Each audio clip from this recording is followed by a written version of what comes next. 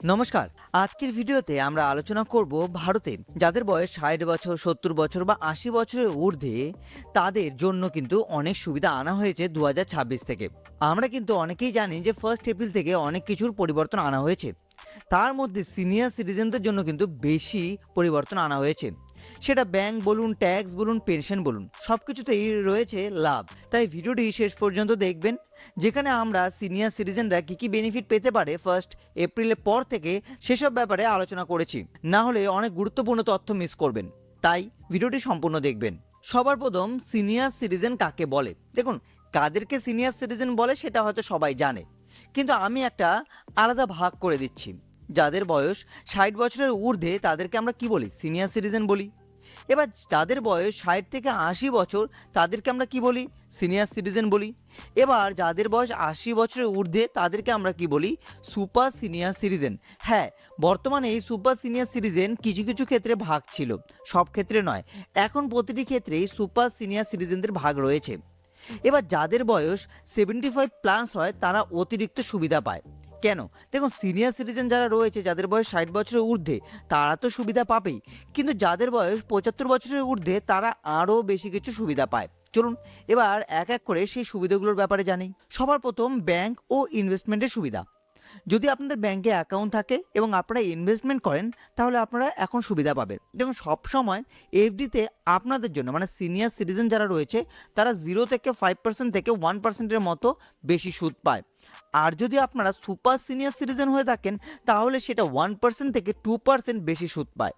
যখন আপনারা এফডি করাতে যাবেন, এখন যে কোনো ব্যাংক, সেটা পাঞ্জাব হোক, এসবিআই হোক, এইচডিএফসি হোক, আইসিআইসি হোক, যে কোনো ব্যাংকে দেখবেন সিনিয়র সিটিজেনদের জন্য আলাদা সুদ দেওয়া হয়, আবার সুপার সিনিয়র সিটিজেনদের জন্য আলাদা সুদ দেওয়া হয়। তার মানে আপনার বাড়িতে যদি কোনো গার্জিয়ান থাকে, তার নামে এফডি ওপেন করিয়ে আপনারাও অতিরিক্ত ইনকাম করতে পারবেন। এবার আসি, সিনিয়র সিটিজেন সেভিংস স্কিমে কিন্তু 8.2% সুদ দেওয়া হয়, যেটা এখন অবধি হাইয়েস্ট বলা যায়। এবার এটার জন্য শুধুমাত্র 60 বছর হলেই হলো, 75+ হতে হবে না। 60 বছরের ঊর্ধ্বে হলে আপনারা এই স্কিমে ইনভেস্ট করতে পারবেন। প্রতি 3 মাস পর পর আপনারা কোয়ার্টারলি ইনকাম করতে পারবেন, যেখানে পুরোপুরি আপনার টাকা নিরাপদ এবং ফিক্সড ইনকামে ভালো অপশন। অনেকেই রয়েছেন যারা ফিক্সড ইনকাম চান এবং বলেন যেখান থেকে আমরা নিশ্চিন্তে ভালো রিটার্ন পাবো। তার জন্য senior citizen saving scheme best. পরবর্তী ভিডিও আমরা সেই নিয়ে আসবো, তাই চ্যানেলটিকে সাবস্ক্রাইব করে রাখবেন। এর পরের যে অপশনটি রয়েছে সেটা হলো ইনকাম ট্যাক্সের সুবিধা। দেখুন, ওল্ড রেজিমে কি বলা হতো? যাদের বয়স 60 বছর থেকে 80 বছর তারা 3 লাখ পর্যন্ত ট্যাক্স ফ্রি। আচ্ছা, যাদের বয়স 80 বছরের ঊর্ধ্বে তারা 5 লাখ পর্যন্ত ট্যাক্স ফ্রি। আচ্ছা, 50,000 পর্যন্ত ইন্টারেস্ট ডিডাকশন। আচ্ছা, কিন্তু নিউ রেজিমে কি বলা হচ্ছে জানেন? 12 লাখ পর্যন্ত ইনকাম ট্যাক্স ফ্রি, রিবেট সহ। আর এই যে 50,000 পর্যন্ত ইন্টারেস্ট বললাম না, এখন সেই ইন্টারেস্ট দাঁড়িয়েছে 1 লক্ষ টাকা। মানে আপনি যদি 1 লক্ষ টাকায় ইন্টারেস্ট ইনকাম করেন যে কোনো জায়গা থেকে, সেখান থেকে আপনাকে কিন্তু কোনো 1 টাকাও ট্যাক্স দিতে হবে না। আমরা কিছুদিন আগে একটা এফডির ভিডিও বানিয়েছিলাম, মানে এফডি থেকে কিভাবে আপনারা আপনাদের ট্যাক্স বাঁচাতে পারবেন, বা আপনারা যে ইনভেস্ট করেন সেভিংস অ্যাকাউন্টে, সেখানে কত টাকা ইন্টারেস্ট হলে আপনাদের কাছ থেকে ট্যাক্স কাটা হবে বা টিডিএস কাটা হবে। সেখানে আমরা খুব ভালোভাবে বুঝিয়েছি জেনারেলদের হিসাব, আবার খুব ভালোভাবে বুঝিয়েছি সিনিয়র সিটিজেনরা কত টাকা অবধি ম্যাক্সিমাম এফডি বা সেভিংস অ্যাকাউন্টে রাখতে পারবে। তো এই ভিডিও শেষে সেটা দেখে নেবেন। ডেসক্রিপশন বক্স আই বাটনে আমি লিঙ্ক দিয়ে রাখবো। এরপর চলে আসে টিডিএস ও অ্যাডভান্স ট্যাক্সের সুবিধা। দেখুন, অ্যাডভান্স ট্যাক্স দিতে হয় না সিনিয়র সিটিজেনদের। যদি আপনারা বিজনেস ইনকাম করেন তাহলে আপনাদের দিতে হবে। এবার অনেকেই রয়েছেন 60 বছর পরে গিয়ে ভাবেন যে আমরা একটা বিজনেস করব, বা অনেকেরই আগে থেকে বিজনেস থাকে, আবার জবও করে।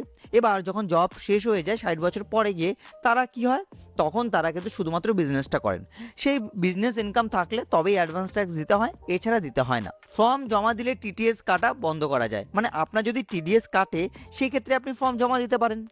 এবার এখানে একটা প্রশ্ন আসে, আপনারা হয়তো অনেক ভিডিও দেখেছেন বা আমার ভিডিও দেখেছেন, 15G 15H এই ফর্ম দেওয়া যাচ্ছে না, তাহলে আমরা কি ফর্ম দিব? আপনারা দিতে পারবেন 1-to-1 ফর্ম। কীভাবে ফিল আপ করবেন, কী কী বেনিফিট পাবেন, তার জন্য ভিডিও রয়েছে।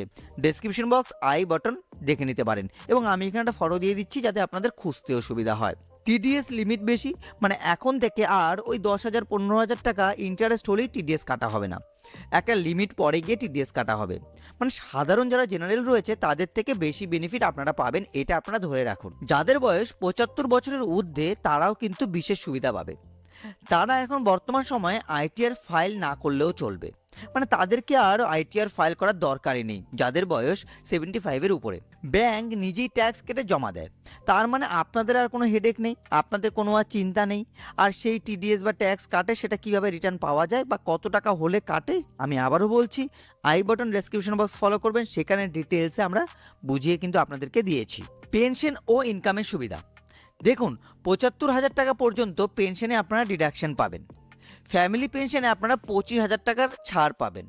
মানে আপনারা যখন ট্যাক্সের হিসেব করবেন সেখানে কিন্তু মোট ট্যাক্স কমে যায়। তার মানে এখানে আপনারা বেনিফিট পাচ্ছেন, আগে যেটা আরও কম ছিল।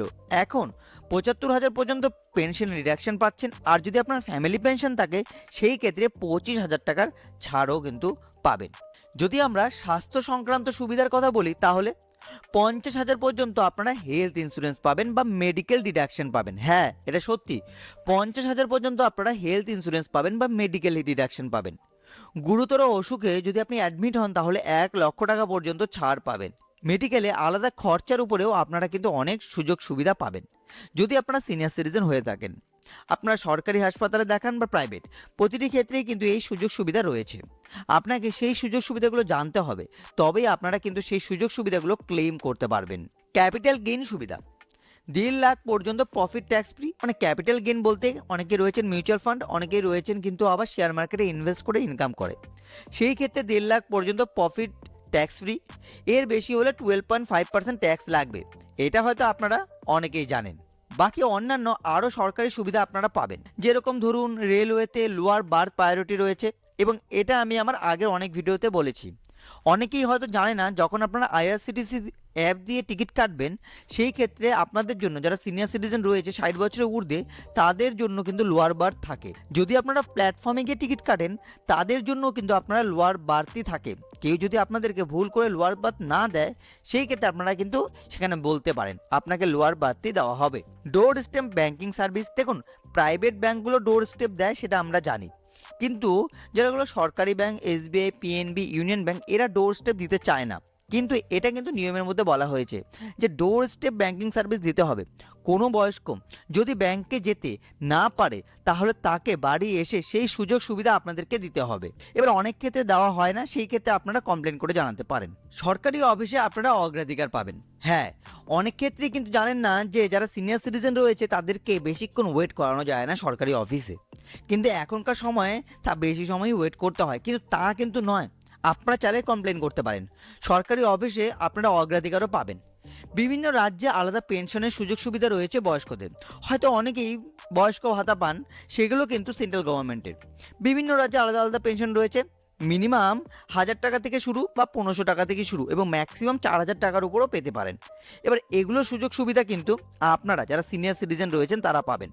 তাহলে এক কথা যদি আমরা বলি, 60 বছর বয়স হলেই আপনারা কি কি পেতে পারেন? সব থেকে বেশি সুদ আপনারা পেতে পারেন, কম ট্যাক্স আপনাদেরকে দিতে হবে, অতিরিক্ত মেডিকেল যেগুলো সুযোগ সুবিধা রয়েছে সেগুলো পাবেন, সরকারি সুবিধা পাবেন। তো এই সব জিনিস কিন্তু অনেকেই বর্তমান সময় জানে না। তার জন্য আপনারা কিন্তু এই ভিডিওটি আপনাদের বাড়ির যে গুরুজন রয়েছে তাদের সঙ্গে শেয়ার করুন, যাতে তারা জানতে পারে এবং এই সুযোগ সুবিধাগুলো নিতে পারে। আপনাদের যদি ভিডিওটি ভালো লেগে থাকে তাহলে ভিডিওটি লাইক এবং শেয়ার করে দিবেন।